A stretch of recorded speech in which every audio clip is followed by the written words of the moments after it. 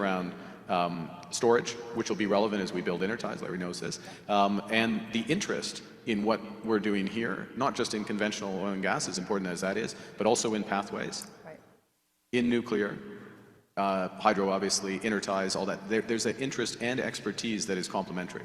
So I think it's quite significant. There are other examples of that, and most countries will not, because they don't have to, put a specific number on what their commitment is, but I think it tells us a lot. But we need those long cycle, that patient capital, and I think that's the piece that's really, really important for Canada.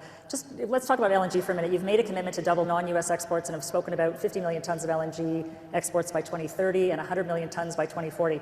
How fundamental is it to both Canada's domestic economy and the geopolitical and geoeconomic ambitions that we achieve these targets? I think from our perspective, doubling is very important. And even with doubling, we'll still have substantial exposure to the United States. And the United States, of course, is the world's largest economy, most dynamic. So that's not a bad thing, but we do need to have greater diversification. We have the opportunity. Energy is part of that. Critical minerals are part of that. Both, and I would say, I'm going to grossly simplify, in terms of energy, conventional energy, LNG and oil, low carbon oil, those will put up big numbers on exports. They plus critical minerals will help unlock deeper trading relationships with big economies. Critical minerals are important. They're critical by definition, but they're not that big in terms of the size relative to the economy, but they are strategic and they unlock broader partnerships. And we want that for everything else that we produce, and the next phase of the evolution of Alberta and Canada. The great thing about critical minerals investment is important. What about processing, so that we're not so dependent on China? Well, I mean, this is true in so many ways. We want to use our energy as much as possible to get as much value out here. So yes, processing. It's limited around the world. There's opportunities in Quebec and Ontario in processing that they're looking at right now, which I suspect will happen. They are very much tax advantaged in order to do it. But it also goes to what Avik was talking about and is part of the MOU on sovereign data. So building out a data architecture, an intelligence architecture here, we don't want to just do that for the hyperscalers, the US hyperscalers. Albert, I believe it's in Edmonton, but there's some here as well. Yes, in Amy as well. Yep.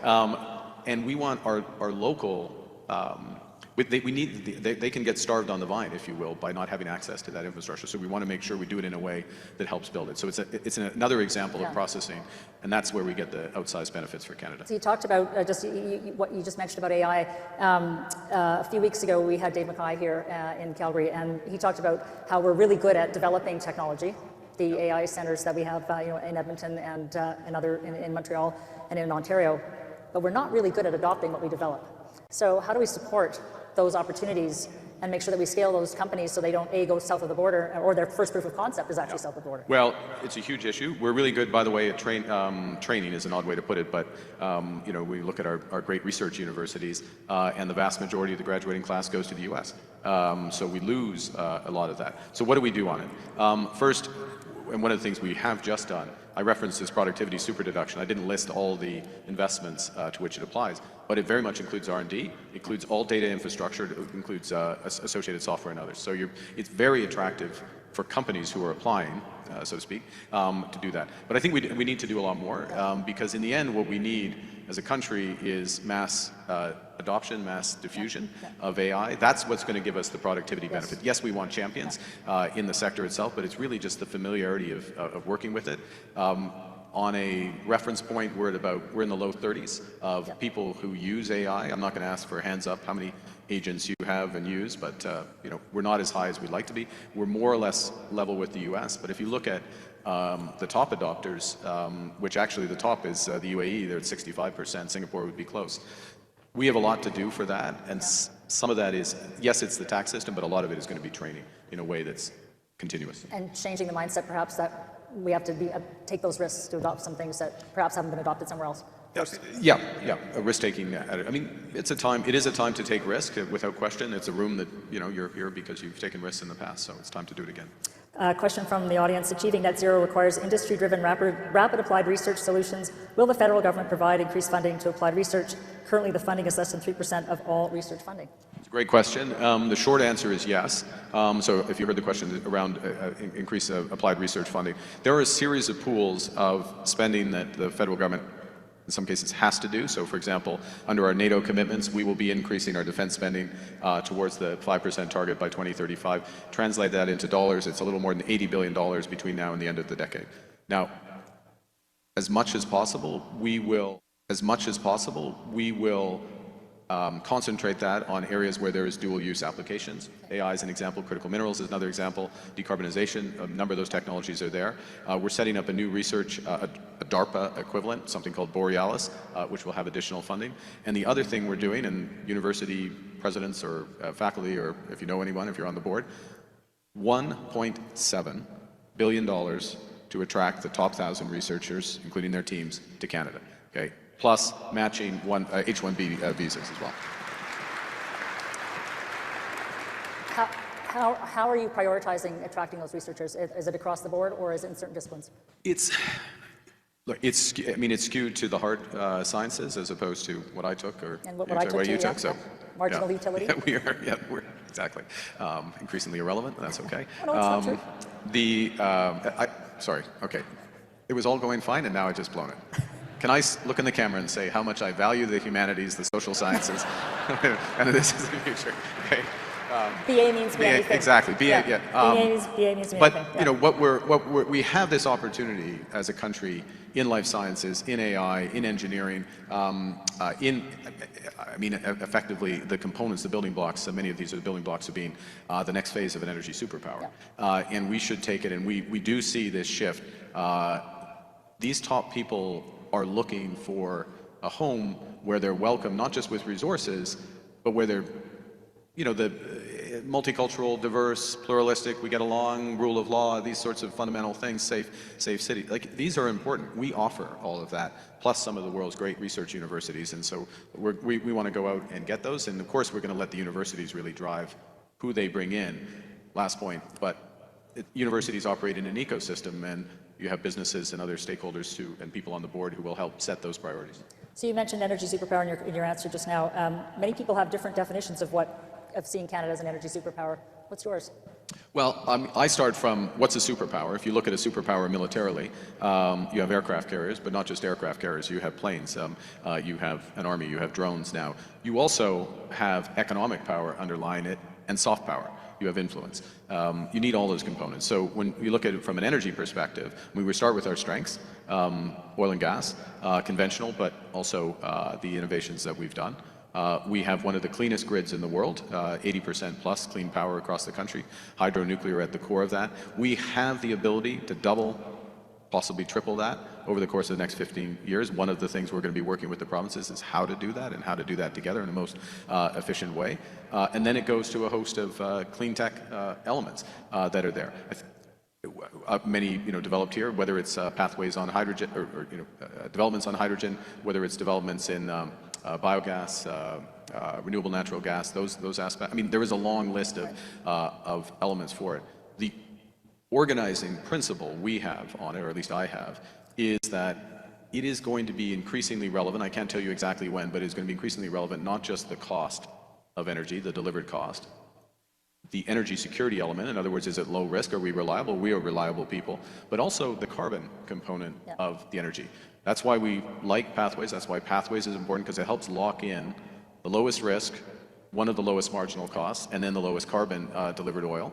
You'll see that the LNG projects that we're backing as national projects, they are top quartile or top decile in terms of the lowest emissions LNG. They benefit from the hydro system. All of the critical mineral projects and mining projects we backed are net zero or near net zero. And this stuff, like in some jurisdictions it matters now, in others it's going to matter in the future. And we've got all the components, we in Canada have all the components of that. So that's a long answer because there's many aspects of being a superpower, and it also goes back to this basic point that we need to diversify. You referenced it in your remarks at the start, just how much the province has diversified, how much the city has diversified. This is the next phase of that transformation. So today's MOU really sets a platform for growth and an exciting dialogue for an opportunity for Canada's energy sector. there are a lot of people that have a lot of expectations, and what we need is it's a combination of short-term and long-term. Yeah. How are you going to manage those expectations, and so that people realize that we are making progress, and the truth of the matter is that some of these things are going to take longer than we would like? Yeah, it's a great question, and I mean, in many respects, it's a fundamentally political question. And I'm a politician now, so I'm kind of going to have to answer. Yes, you do, actually. I think the first is part of what we're doing, which is helping each other understand the scale of both the challenge and the opportunity, and that it requires